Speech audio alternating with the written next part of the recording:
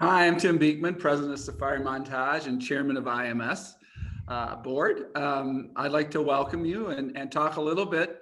This is a fantastic initiative. It was started by Dr. Clark, who is now at IMS Global, and was started with the concept of building an equity digital delivery system for Chicago Public Schools. We are now in the second year. The cool part is this was built from the ground up with a lot of Dr. Clark's vision, from a design and build to vendors being put into the system. Everything in this system is standards based. And the reason it is because as they build it and design it, they can implement new things with just a click of a button. So it's very exciting to where we are and what we're doing. Obviously, there's a thing called COVID-19, which has speeded up the process of this implementation. And I had no white hair when I started this, so you can kind of tell how that happened. But we're going to have some great speakers here, and I'll let them do a little more introduction for themselves. But Giovanni and Cara have worked extremely hard at driving this and setting up this to be successful and building it for the 5-year plan. So with that said, you guys are up. Okay, we'll do intros really fast, Gio, so I don't have to introduce you. Hi, everybody. Good morning. I'm Cara Thorstenson. I'm the Director of Libraries and Instructional Technology for Chicago Public Schools with the District's Department of Curriculum, Instruction, and Digital Learning, which is the team that's responsible for standing up the district's Curriculum Equity Initiative. I'm Giovanni Benincasa. I am on Cara's team at Chicago Public Schools. I had previously been in the role of manager of digital curriculum, and then I moved over into the UX manager role, specifically thinking about the technical ecosystem and making sure all of its wonderful parts cooperate. It's a pleasure to be here today. So we're going to jump right in, and I'm going to share my screen, and we're going to talk a little bit about Chicago Public Schools Curriculum Equity Initiative and give everyone who's on this call an update on where we are in the project. You've already been given introductions from our team. We've branded our Curriculum Equity Initiative project as Skyline, but for a year and a half, it was called the Curriculum Equity Initiative, or the CEI. So if we jump between terms, we were referring to the same thing, the Skyline Chicago Public Schools comprehensive pre-K through 12 digital curriculum. And you guys all have had the pleasure of meeting Tim Beekman, the president and co-founder of Safari Montage. Okay, so I'm going to move with lightning fast speed for Cara through the background information. Many of you guys are already familiar with it, and then for the rest of you, obviously you can connect with us if you have any questions about the background of this project. So access to high quality curriculum is actually an equity issue across the United States, not just specifically in Chicago.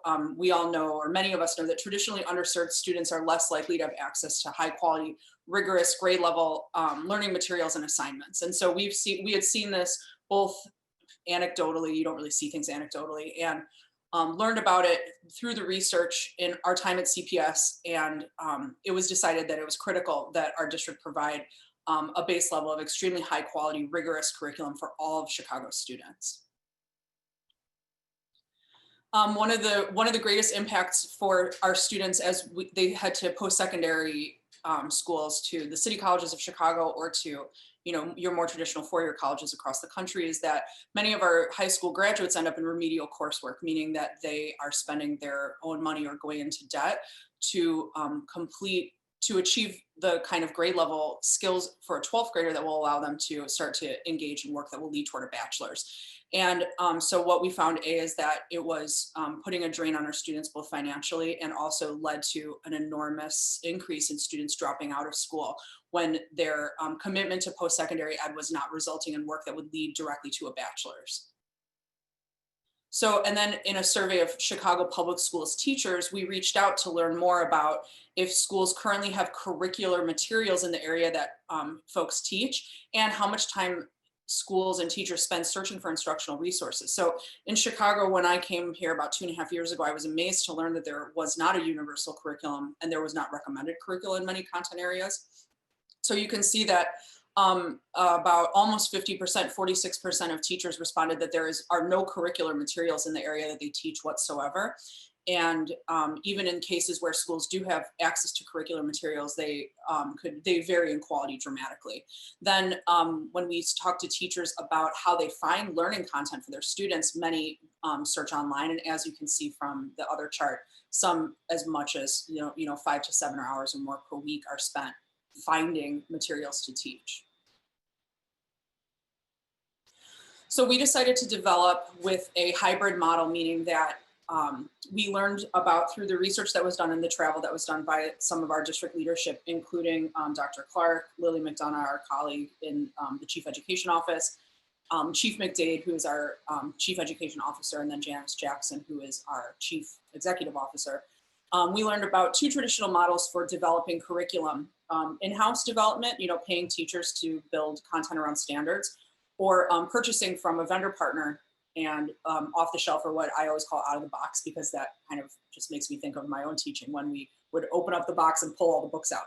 So CPS decided for a variety of reasons to develop a hybrid model of curriculum design where we would partner with vendors who had a history of developing high quality curricular materials, and then incorporate them into a process with Chicago Public Schools, including our team, a small army of hundreds of teacher reviewers, and other parties, including all of the different content specialists at central office, to help customize that content to ensure that it was the most culturally relevant and most appropriate for Chicago students on a variety of different levels that we'll talk a little more about. So we purchased space licensed content, asked that our vendor partners, as they customized content, move it into our technical ecosystem, which Giovanni is going to talk a little more about, and then put everyone on an extremely tight 2-year timeline of development, meaning that we will be prepared to release our completed curriculum, which will still be ready to iterate into additional cycles of improvement in this upcoming July of 2021, that we will have a completed pre-K through 12 curriculum in several content areas, which I will speak to on this slide. Okay, so we are currently developing curricular content pre-K through 12 for ELA, math, science, social science, Spanish, and French. We are currently, and those content areas will be released in full to the school district in July of 2021.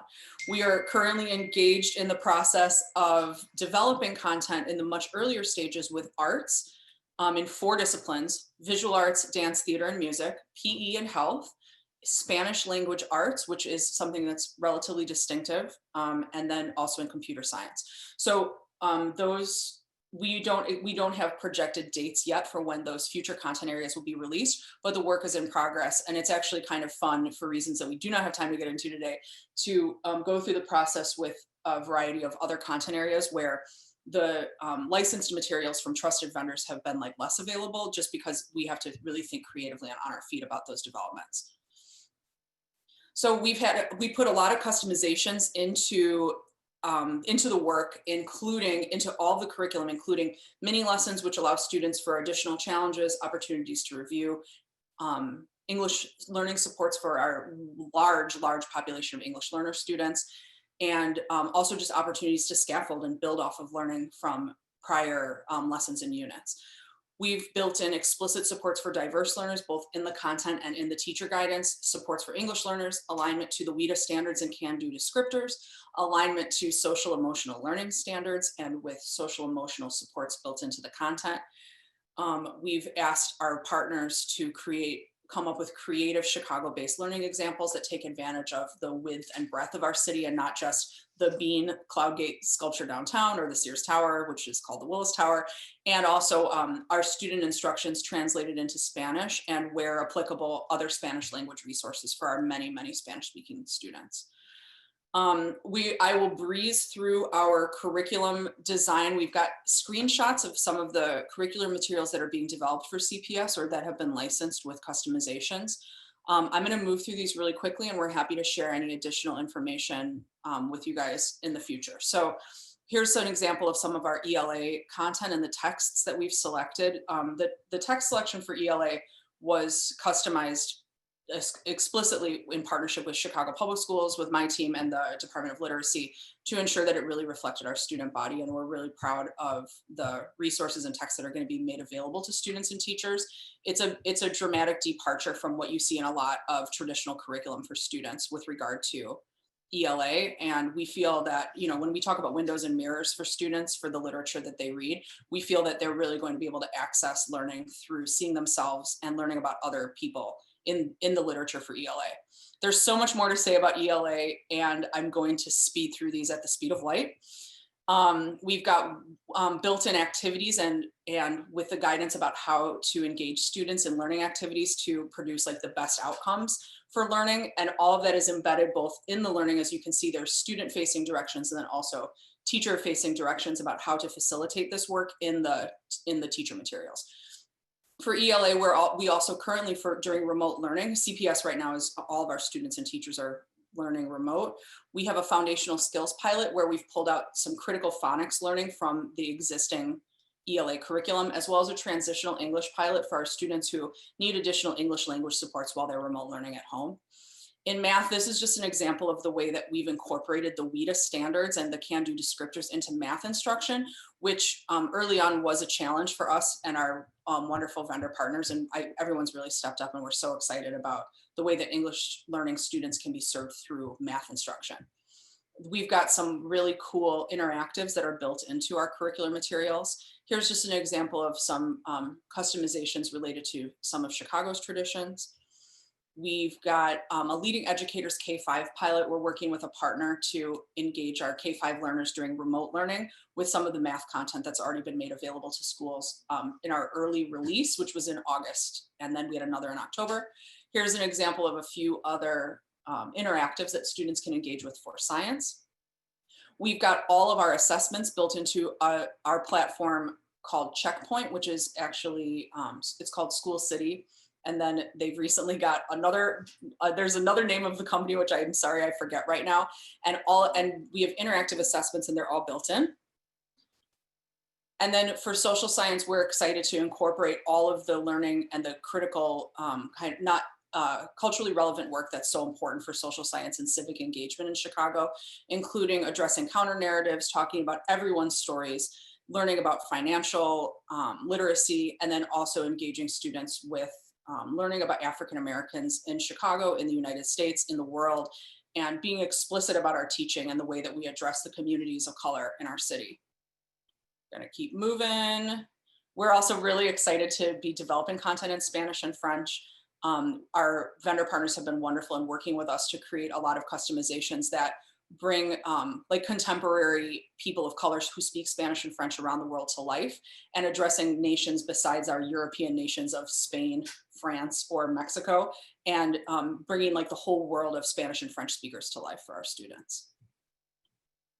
Okay, I mentioned our small army of teacher reviewers. They're absolutely amazing. They've been critical to the development and customization of this work.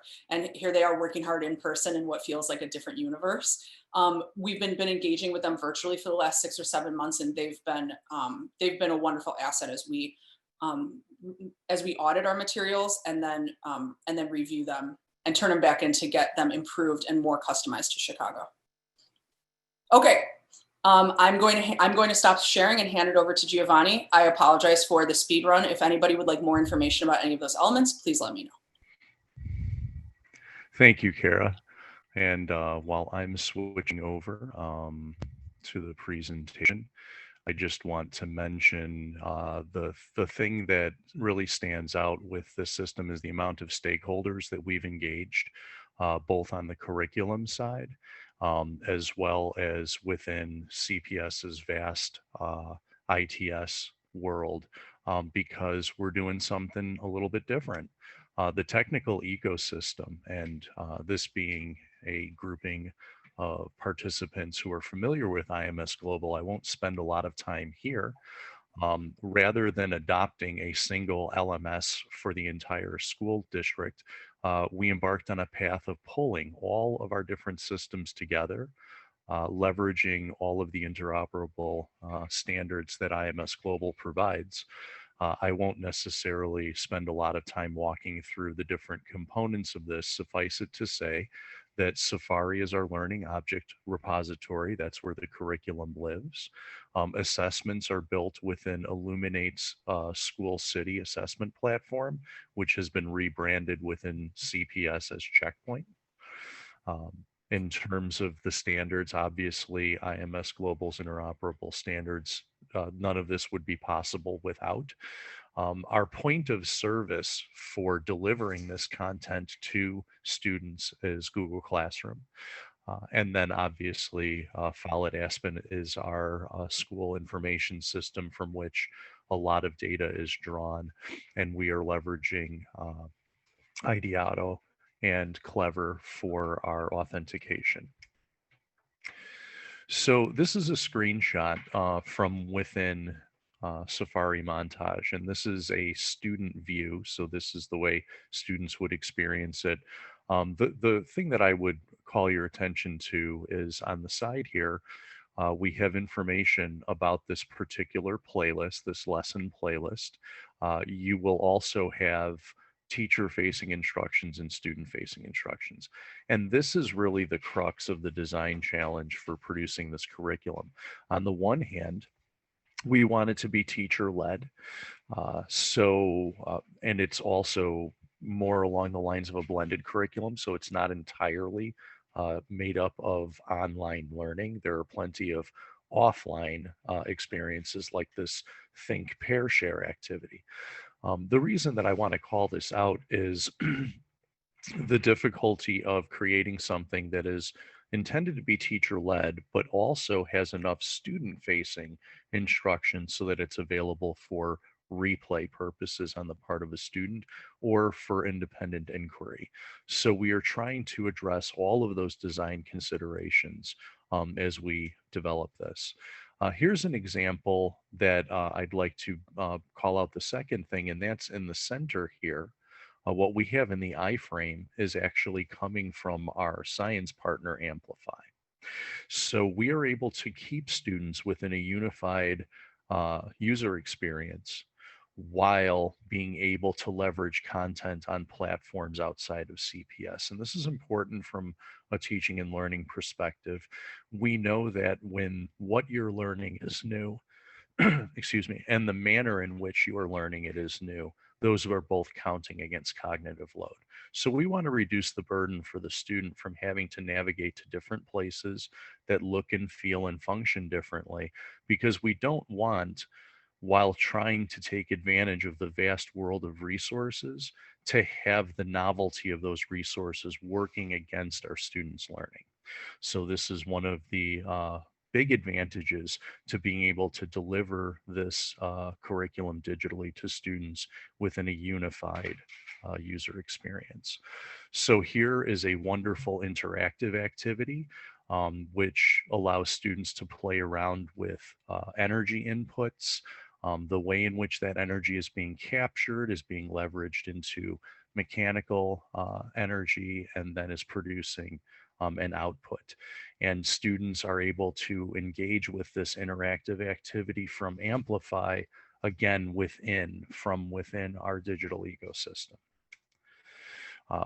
Another major advantage that we get from bringing all of this wonderful learning within this ecosystem is we're able to leverage advanced analytics about the utilization of these resources, going beyond it was accessed or something was clicked upon.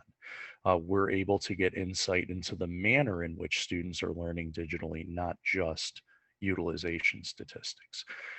Being able to bring all of that together in a format to help teachers be able to turn the wheel on leveraging assessment data to actually impact and make instructional decisions about their delivery.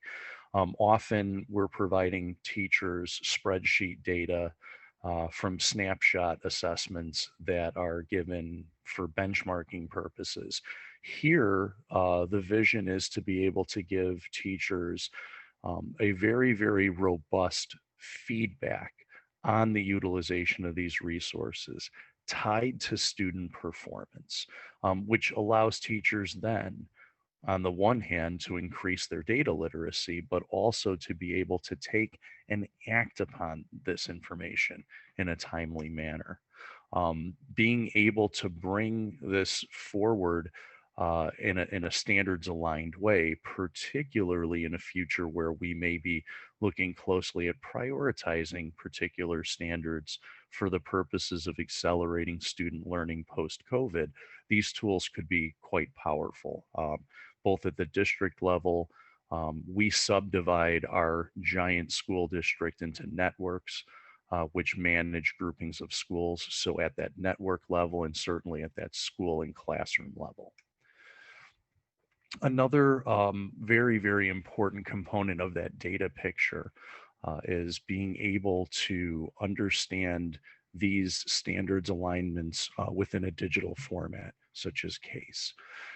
Here we have an ability with partnerships between IMS and the Illinois State Board of Education. This is an example from Georgia, but we are doing the same thing here in Illinois, where standards have been adopted at the state level in CASE format, and that really helps to ensure that the things that we are doing are aligned properly with the wider state audience.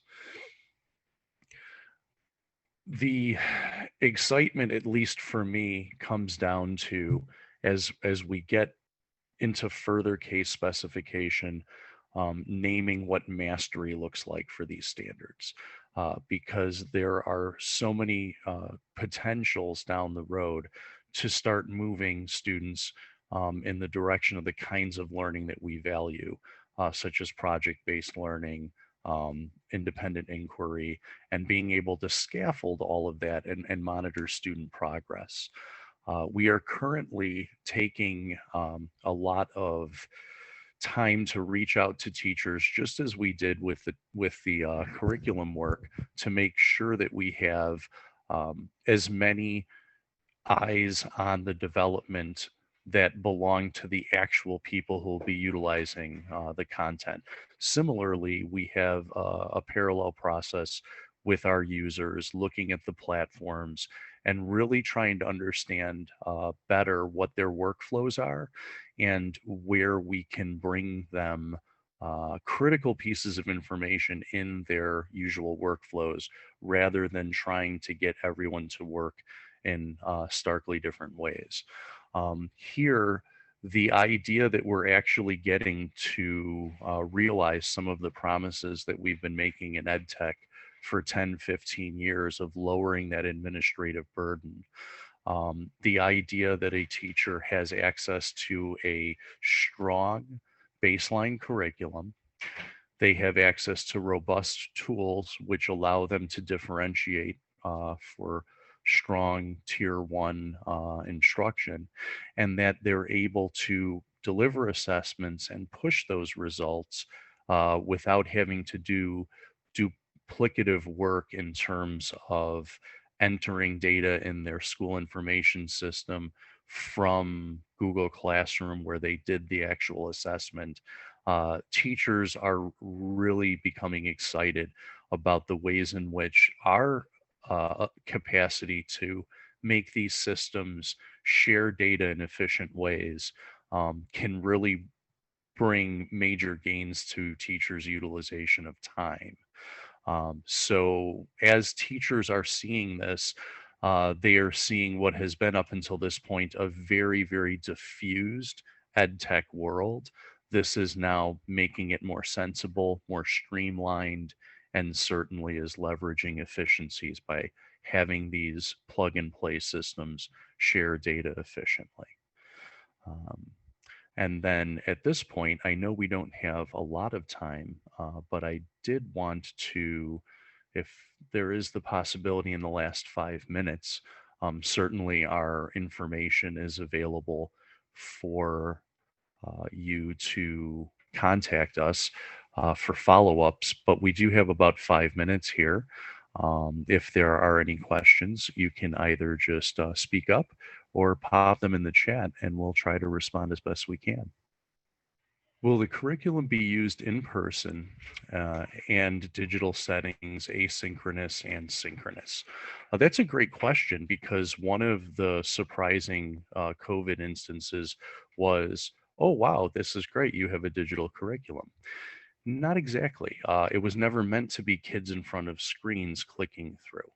So it is intended to be teacher led. There are a mix of synchronous and asynchronous activities within it. What we've done is we've given teachers early access to cherry pick different components of it that they might find useful for their remote learning. But the intention is, when we're in face-to-face learning, that this is a more of a blended curriculum, can be delivered in a flipped teaching style as well. So, Kara, do you have anything to add to that? Only that, yeah, our applications for remote learning, of course, have been not slapdash, but we put them together needs-based when we conceived of this project, which the conception of this project predates my time at CPS. No one imagined that that our students and teachers would be remote for 6 months, possibly, significantly longer.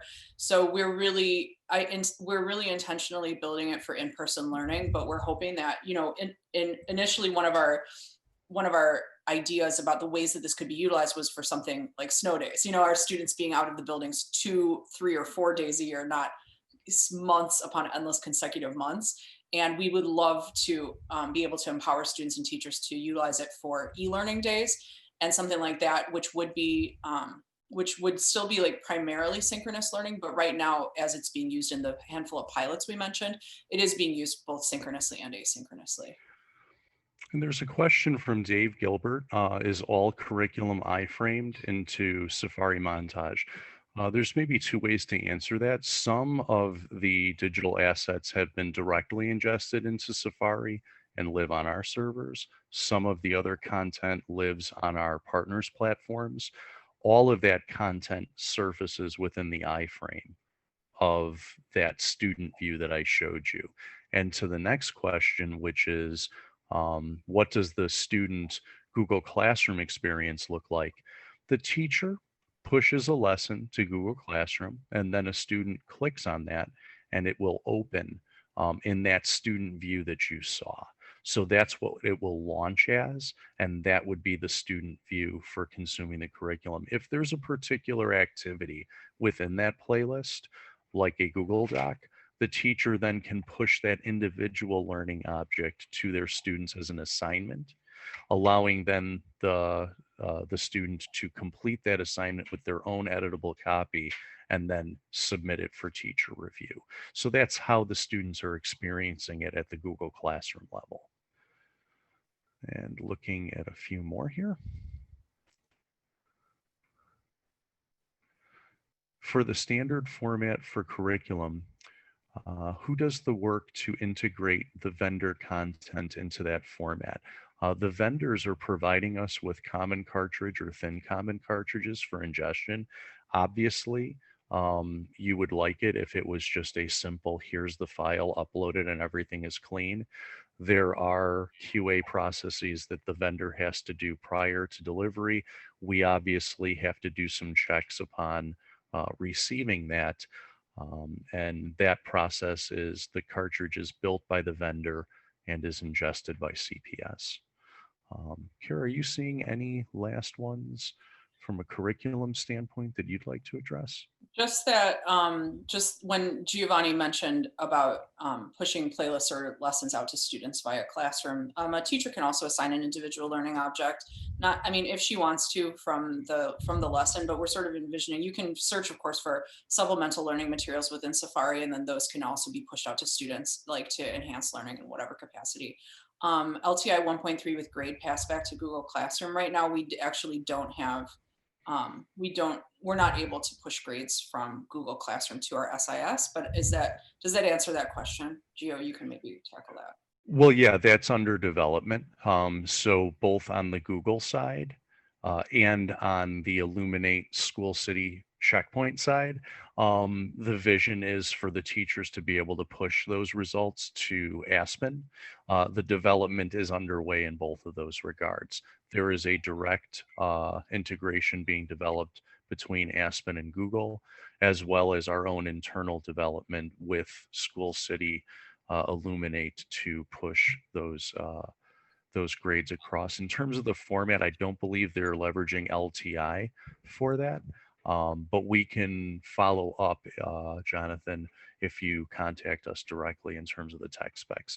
We're running up on 10 o'clock right now, so thank you so much for taking some time to share with Kara and I a little bit of a fun update on all the work that's been going on for the past 18 months. Feel free to reach out if you have any other questions. Thank you, everyone.